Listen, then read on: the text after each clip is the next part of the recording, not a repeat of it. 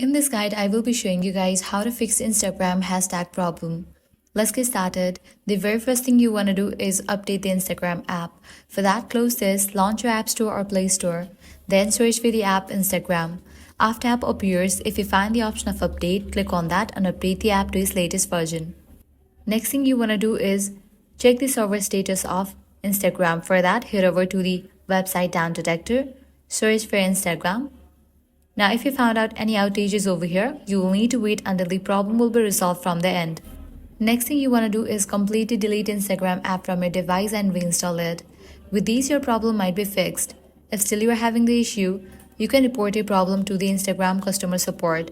For that, launch Instagram, navigate to the profile page, click on three bars given at the top right, scroll all the way down and head over to the option Help.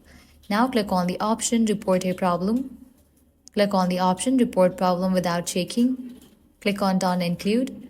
Now here explain about the issue and you can send it.